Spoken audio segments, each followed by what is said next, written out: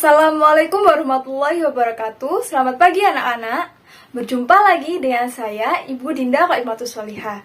Bagaimana nih kabarnya? Senang berjumpa lagi dengan kalian di sini ya.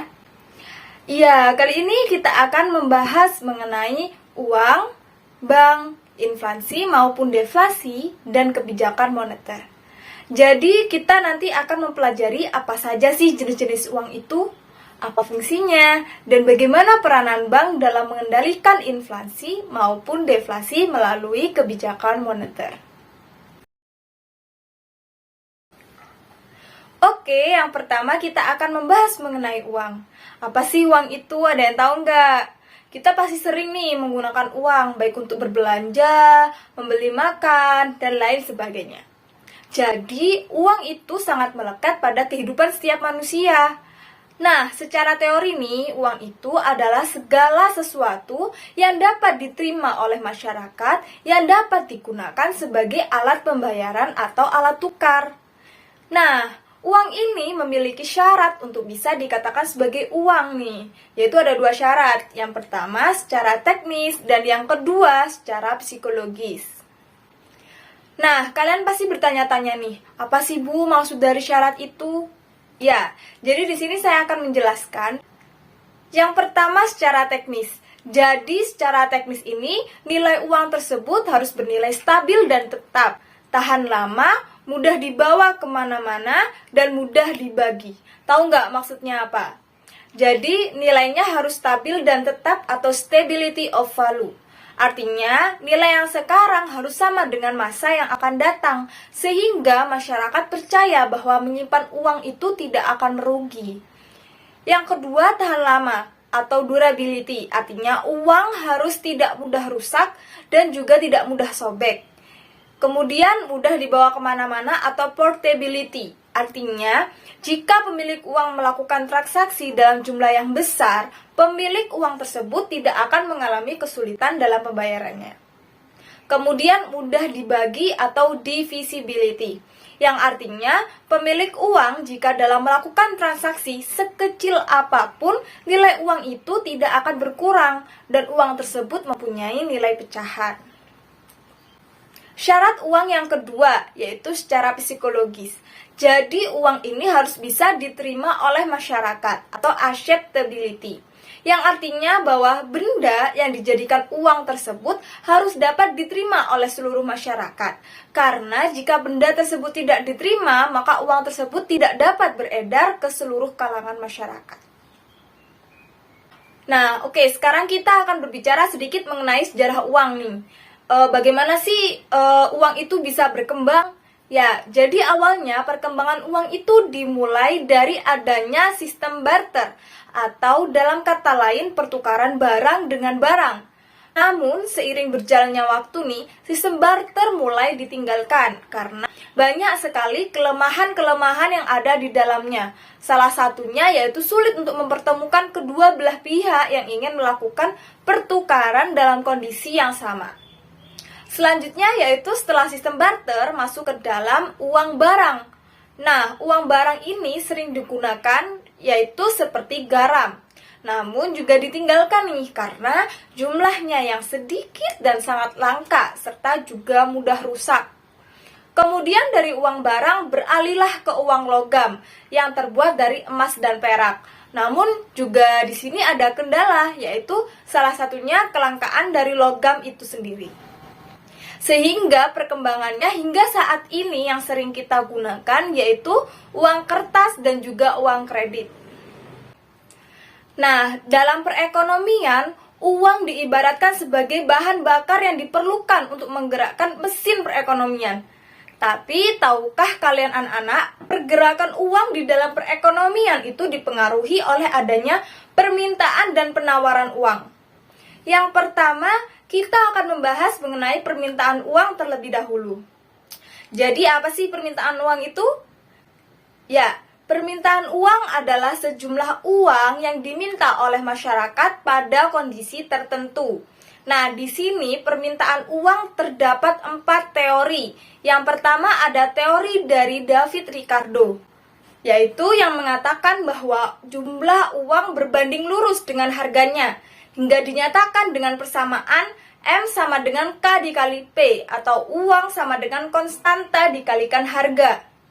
Jika jumlah uang beredar ditingkatkan, maka akan menyebabkan kenaikan harga, sehingga jumlah uang berbanding lurus dengan harganya. Tapi, jumlah uang yang beredar berbanding terbalik dengan tingkat suku bunga atau tingkat nilai real uangnya. Jadi, kalau jumlah uang semakin banyak, maka nilai real uang akan semakin turun, sehingga nanti akan ada penyesuaian tingkat suku bunga. Yang kedua, ada teori Irving-Fisher, atau teori kuantitas uang. Nah, teori ini itu melengkapi dari teori David Ricardo. Nah, teori ini itu mengatakan bahwa persamaan uang yaitu dalam bentuk M dikali V sama dengan P dikali T, atau jumlah uang dikalikan kecepatan peredaran uang sama dengan harga dikali jumlah barang.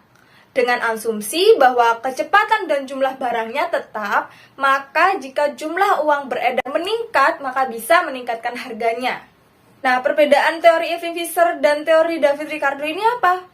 Jadi, teori Irving-Fisher ini memasukkan adanya kecepatan uang, yaitu melengkapi dari teori David Ricardo ini.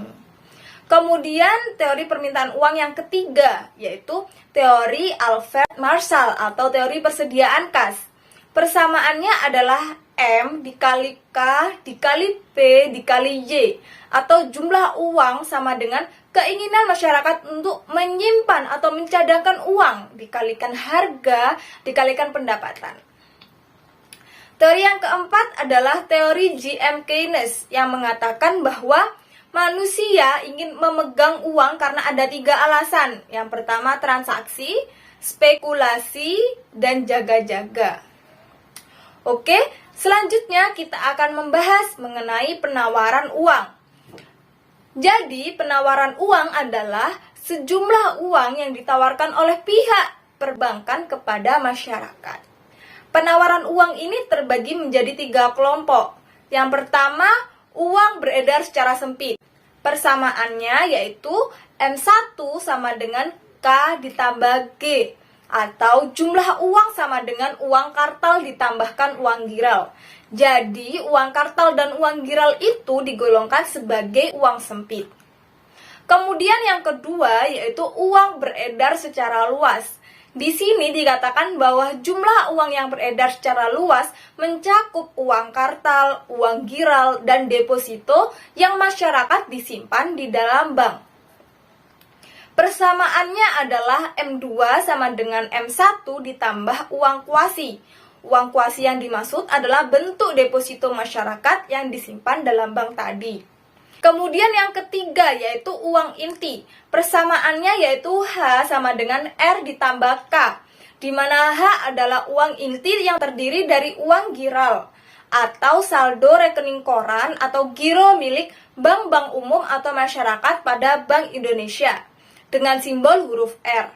Lalu ditambahkan dengan uang tunai yang dipegang bank-bank umum dan masyarakat yang disimbolkan dengan huruf K.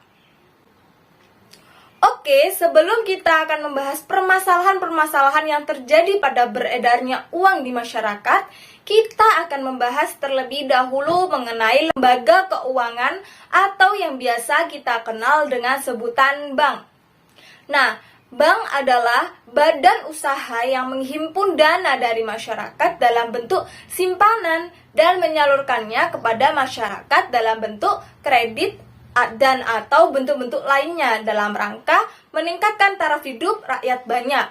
Nah, di sini bank memiliki 3 fungsi. Yang pertama ada fungsi bank sebagai kredit aktif, di mana kegiatan bank ini untuk menyalurkan dana kepada masyarakat. Yang kedua ada kredit pasif, kegiatan bank untuk menghimpun dana kepada masyarakat dalam bentuk tabungan. Yang ketiga yaitu perantara jasa keuangan, yang memberikan jasa lain selain kredit aktif dan pasif, yaitu sebagai lembaga yang memberikan pelayanan kepada masyarakat yang berupa jasa pelayanan perbankan kepada masyarakat agar masyarakat merasa nyaman dan aman di dalam menyimpan dananya tersebut. Nah, selanjutnya apa sih jenis-jenis bank yang ada di negara kita? Jadi, jenis bank yang pertama adalah bank sentral atau yang biasa kita kenal dengan Bank Indonesia. Kegiatan utamanya sebagai pelaksana kebijakan moneter dan juga sebagai pengatur kegiatan transaksi keuangan. Yang berarti bahwa Bank Indonesia juga berperan membawahi kegiatan bank-bank lain yang secara mikroprudensial kegiatan pengawasan bank itu akan dilakukan oleh Otoritas Jasa Keuangan atau OJK. Sementara Bank Indonesia hanya melaksanakan fungsi makroprudensialnya. Kemudian jenis yang kedua yaitu bank umum atau yang biasa disebut dengan bank konvensional. Nah, inilah bank yang sering kita temui dalam kehidupan sehari-hari. Bank umum digunakan untuk tempat menabung atau untuk mengajukan kredit. Contohnya yaitu seperti BNI, BRI, Bank Danamon, BCA, Bank Mandiri, dan lain sebagainya. Yang ketiga ada Bank Perkreditan Rakyat. BPR atau Bank Perkreditan Rakyat adalah salah satu jenis dari bank yang hanya menerima simpanan dalam bentuk deposito berjangka, tabungan, atau bentuk lainnya yang dipersamakan. Bank ini menyalurkan dana tersebut sebagai upaya BPR. Biasanya, BPR ditemukan di kota-kota kecil yang dekat dengan masyarakat yang membutuhkan. BPR biasanya dapat ditemukan dalam bentuk bank desa, lumbung desa, bank pegawai, bank pasar, dan lain sebagainya. Semua bentuk tersebut berdasarkan kepada Undang-Undang Perbankan Nomor 7 Tahun 1992. Tujuan dari BPR adalah untuk melayani masyarakat kecil di pelosok yang sulit mendapat akses ke bank umum. Sistem perekonomian suatu negara pasti akan dipengaruhi oleh inflasi ataupun deflasi. Saat kedua hal ini terjadi, baik pemerintah maupun bank sentral harus segera memikirkan solusinya. Biasanya, inflasi selalu dikaitkan dengan harga barang yang naik. Sebaliknya, deflasi adalah penurunan harga barang yang dijual oleh masyarakat. Peningkatan atau penurunan harga di pasar sangat ditentukan oleh kedua hal ini. Nah, sekarang langsung saja yuk kita bahas pengertian dari inflasi dan juga deflasi. Yang pertama ada inflasi, di mana inflasi adalah suatu keadaan ketika harga barang mengalami kenaikan secara terus-menerus dan berlaku secara umum atau dikondisikan ketika jumlah uang beredar yang sangat banyak melebihi jumlah barang yang tersedia, sehingga harga akan lebih mahal. Jadi, semakin banyaknya uang yang beredar dalam waktu tersebut, semakin naik harga barang yang dijual. Namun, inflasi tidak hanya terjadi pada satu barang saja, melainkan secara menyeluruh. Sementara deflasi adalah keadaan sebaliknya dari inflasi, yaitu penurunan harga barang yang terjadi pada periode tertentu dan terjadi dalam waktu yang lama. Saat hal ini terjadi, baik produsen maupun konsumen akan kesulitan untuk mendapatkan keuntungan, kecuali harus menurunkan harga produknya. Walaupun harga barang turun, rasio keuangan masyarakat juga akan rendah karena kurangnya uang yang beredar di masyarakat. Jadi, barang tersebut juga tidak akan terjual. Nah, baik inflasi maupun deflasi tentu disebabkan oleh beberapa faktor.